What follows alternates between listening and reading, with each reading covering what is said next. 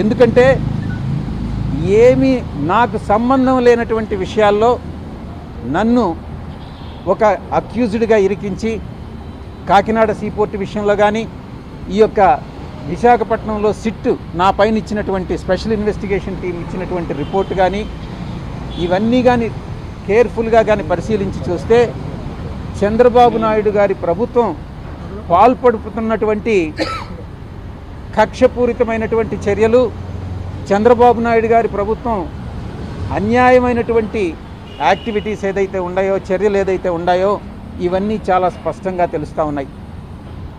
నేను సాయిరెడ్డి అనేటటువంటి వ్యక్తి వెనక్కి జంకేవాడు కాదు. ఏది ఏమైనా కూడా పర్వాలేదు.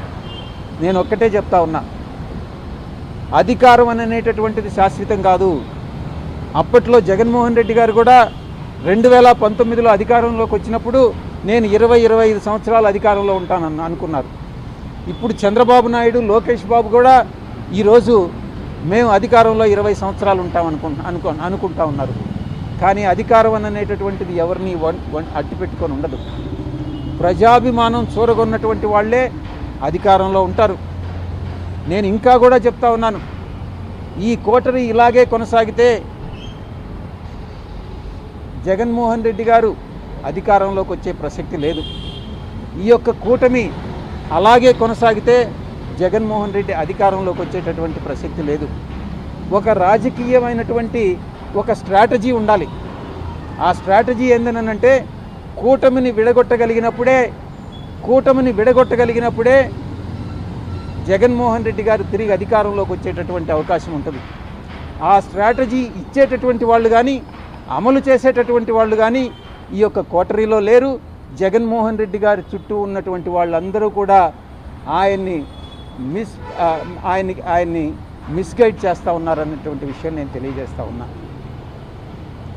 నేను ఒక్కటే ఆలోచిస్తూ ఉన్నా, మీరు కూడా కోటరీలో భాగస్వాములే కదా అని మీడియా మిత్రులు కూడా చాలాసార్లు ప్రశ్నించారు. నేను ఒకటే చెప్తా ఉన్నా, సంవత్సర రోజులుగా మీరు నమ్మినా నమ్మకున్నా, మీరు సెటైర్లు వేసినా నేను వ్యవసాయం చేసుకుంటానే ఉన్నాను. అప్పుడప్పుడు నేను గమ్ముగా ఉండలేను కాబట్టి నాకున్నటువంటి స్వల్పమైనటువంటి రాజకీయ పరిజ్ఞానంతో ఏదో ట్వీట్స్ పెట్టడం, ఏదో టెక్నికల్గాను అకాడమిక్గాను ట్వీట్స్ పెట్టడం చేస్తూ ఉన్నాను. అంతేగాని నేను జగన్మోహన్ రెడ్డి గారిని విమర్శించడమో లేకుండా ఉంటే ఇంకొక రాజకీయ పార్టీని విమర్శించడమో నేను చేయలే.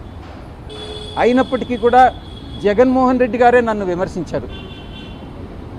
ఆయన నేను ప్రలోభాలకు లొంగానన్నారు. నేను అడుగుతా ఉన్నా, అదే ప్రలోభాలకు లొంగుంటే నేను ఈరోజు లక్షల కోట్లు ఆర్జించుండేవాడిని. నాకు అది నేను నమ్మినటువంటి ఆ వెంకటేశ్వర స్వామి సాక్షిగా చెప్తా ఉన్నా, ఎవరి దగ్గర విజయసాయిరెడ్డి డబ్బులు ఆశించి చేయి చాచలేదు, భవిష్యత్తులో అటువంటి చాచే అవకాశం లేదు అని నేను ఈ పత్రికాముఖంగా తెలియజేసుకుంటా ఉన్నా. జగన్మోహన్ రెడ్డి గారు ఈ స్టేట్మెంట్ విత్డ్రా చేసుకోవాలి.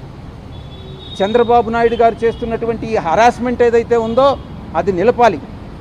ఇవి రెండూ జరగాలంటే తిరిగి రాజకీయ రంగ ప్రవేశం చేయాలి. అది ఏ విధంగా అన్నటువంటిది నేను మీకు తెలియజేసుకుంటా. ఇక కోటరీ విషయానికి వస్తే, నేను వ్యవసాయదారుని. ఈరోజు వ్యవసాయం చేసేటప్పుడు యజమానికి పాలేరు ఉంటాడు. పాలేరు ఎడ్ల బండి తోలుతాడు, బండిలో ఎరువులు తోలుతాడు, అదే బండిలో పెస్టిసైడ్స్ తోలుతాడు, అదే బండిలో అదే ఎద్దులతో దుక్క దున్నిస్తాడు, అదే దాంతో హార్వెస్టింగ్ చేస్తారు.